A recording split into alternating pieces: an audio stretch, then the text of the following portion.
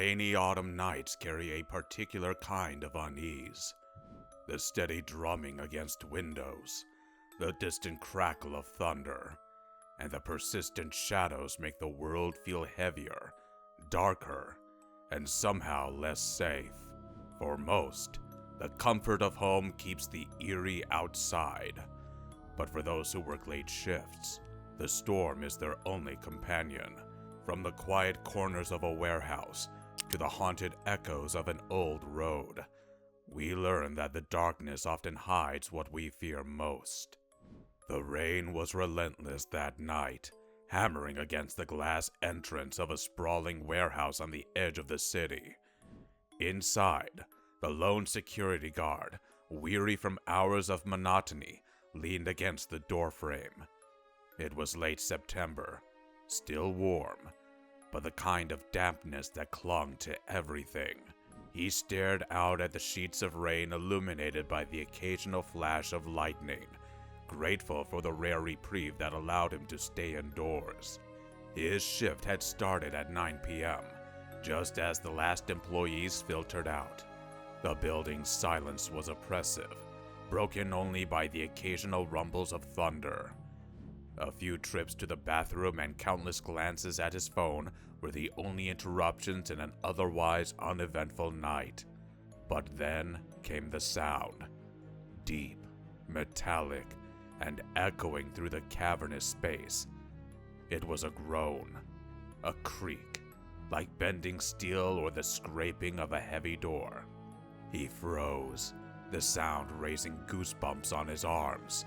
Maybe it was just the building settling, he reasoned, or something shifting in the storm. But the noise lingered in his mind, gnawing at him. It was his job to check, after all. With a reluctant sigh, he moved down the main hallway, his boots echoing faintly against the polished concrete floor.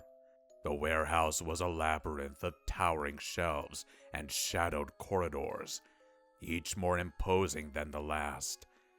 He rarely ventured this far in. His usual patrols were limited to the perimeter. Tonight, though, he found himself drawn deeper, pausing at the end of the hall. A door, slightly ajar, caught his eye. It hadn't been opened earlier, or had it? Unease prickled at the back of his neck as he pushed the door wider, his flashlight slicing through the thick darkness of the room beyond. Rows of tall shelving units loomed like silent sentinels, their shadows stretching and shifting with the beam of his light. "Hello?" His voice echoed faintly, swallowed by the cavernous space. Silence answered him. He was about to back out and shut the door when he heard it. A low, unsettling noise. It was faint at first, like mumbling or a soft chuckle. "Who's there?" His voice wavered as he called out. The answer was chilling. "Come here." A man's voice rasped, barely audible. "What?" he called again, his hand tightening around the flashlight. "Come here." The voice repeated, louder this time, but still veiled in darkness. The beam of his flashlight revealed nothing. Heart pounding, he slammed the door shut and bolted down the hall, his radio crackling as he called the police. Minutes later, the officers arrived, methodically sweeping through the building. They found no one. It wasn't until they reviewed the security footage that the horror became clear. A man in a dark jacket, his face hidden, had slipped in through a gap in the rear garage door. He stalked through the corridors, eventually entering the very room where the guard had stood. The most disturbing detail: the gleam of a knife in the intruder's hand as he lurked in the shadows. The man left shortly after the guard had fled, his purpose unknown. Whatever his intent, the chilling reality was too much for the guard to bear. He handed his resignation the next day and vowed never to work a night shift again. But sometimes the intruder isn't trying to steal valuables. They're looking for something far more sinister. lurking closer than you'd ever expect. The storm that night was unforgiving, the kind that rattled windows and turned the air thick with tension. 14-year-old James and his two brothers had been passing the evening playing video games in their Florida home while the rain lashed the house. The power outage came without warning, plunging the room into darkness just as James was about to clinch a victory. A loud pop echoed outside, unmistakable even over the relentless rain. It had to be the fuse box. James's dad, already donning a rain jacket, grabbed a flashlight and headed out to investigate. "Come with me," he said, handing James a second flashlight. Together they stepped into the downpour, rain pelting their faces and soaking their clothes within seconds. Their house had two fuse boxes, one outside mounted on a telephone pole, and another inside the house. At the outdoor box, James held the flashlight steady, while his dad flipped switches, each attempt futile as the house remained dark. "Stay here and keep trying," his dad instructed before retreating indoors to check the indoor box. James stood alone in the storm, rain muffling every sound except the occasional rumble of thunder. Suddenly, a sharp cracking noise came from the woods behind their home. His flashlight beam snapped toward the trees, illuminating their gnarled shapes and rain-slicked bark. For a fleeting second, he thought he saw movement, a pale arm slipping behind one of the trees. Panic gripped him. Shutting the fuse box, he sprinted to the front porch, bursting into the house to tell his dad. "I saw something. Someone out there," he stammered. His dad, skeptical but calm, grabbed the flashlight and led James back outside. Together they aimed the beam into the woods, searching for any sign of movement. "I'll check it out," his dad said, stepping into the darkness. James stayed behind, his nerves fraying with each passing second.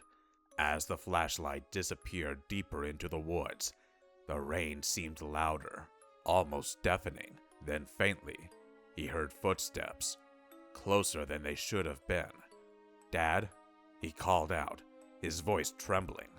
From the woods, his dad's voice responded, but from an entirely different direction than the footsteps. Heart pounding, James ran toward the voice and found his dad emerging from the woods. "Go inside," his dad ordered, his tone now serious. Inside, James and his family huddled together, waiting anxiously for his dad to return. Moments later, someone jiggled the front doorknob. James moved to open it, assuming it was his dad, but his mom stopped him, peering through the peephole. She froze, her face draining of color before she whispered, "Upstairs, now." The back door opened, and James's dad rushed in, shouting. He bolted to the front yard, yelling into the storm as they watched a shadowy figure retreat into the woods. By morning, the full extent of the intrusion became clear. The basement window was shattered, muddy footprints smeared the carpet, and valuables, including cash and antiques, were missing. Disturbingly, the footprints led up the stairs and stopped at the locked basement door. Whatever, or whoever, had stalked the woods that night had been inches away from entering their lives completely. In the heart of the forest, under the cover of autumn leaves and howling winds, the cabin felt like a peaceful retreat, at least during the day. It was a modest space, barely big enough for the essentials, but for one city dweller, it was the perfect escape from urban chaos. The first day passed uneventfully, with trails explored and hours spent outside, soaking in the crisp, leaf-swirled breeze. But by the second day, that peace fractured. It began with a figure. Far off, almost imperceptible through the thick canopy of trees, someone stood watching. At first, it was easy to dismiss. A trick of the light, or just another camper. But as minutes stretched into an hour, the unease grew. The figure didn't move, rooted in place like a statue. The person was too far to make out details, but their silhouettes seemed to face the cabin, locked in a silent, disconcerting stare. The retreat indoors felt more like an escape. As night fell, the wind rose to a frenzied pitch, whistling through the ill-sealed windows. The warmth of the fireplace did little to dispel the creeping tension. Every gust of wind seemed to carry with it phantom footsteps, leaves crunching in patterns just shy of human movement. The memory of that figure lingered, making every sound feel like a threat. The first knock came abruptly, shattering the fragile calm. It wasn't loud, but in the stillness, it was jarring. A single, deliberate rap against the wooden door. The occupant froze, heart pounding. Who would knock at this hour? Then came another knock, louder and more insistent. With each hit, it grew in intensity, until it felt as if the intruder might break down the door. The silence that followed was suffocating. The door's peephole revealed nothing but darkness and the empty yard beyond. Relief was fleeting, though, as movement caught the corner of their eye. Turning toward the nearest window, they were met with a pair of eyes. Cold, piercing, and unblinking, framed by the cracked, aging pane. The gaze only lasted seconds before the figure pulled back into the shadows. But those moments stretched into eternity, the predator-like stares searing into their memory. The wind howled louder, drowning out any noise that might have hinted at the figure's movements. Armed with only a phone, the call to the police was made with trembling fingers. The wait for help felt interminable. Every creak of the cabin, every gust rattling the windows, felt like an approach. But when the police arrived, they found no footprints, no evidence of a break-in, only the unsettling sense that someone or something had been there. The cabin has remained untouched since that night, abandoned as a reminder that even the most serene escapes can turn into the stuff of nightmares. Rainy nights and howling winds may seem like the perfect backdrop for tales of terror, but sometimes those stories aren't fiction. They're out there, waiting for the right storm, the right shadow, or the right moment to remind us of the unknown and how close it may truly be. Now, before you turn off the lights tonight, ask yourself, are you truly alone?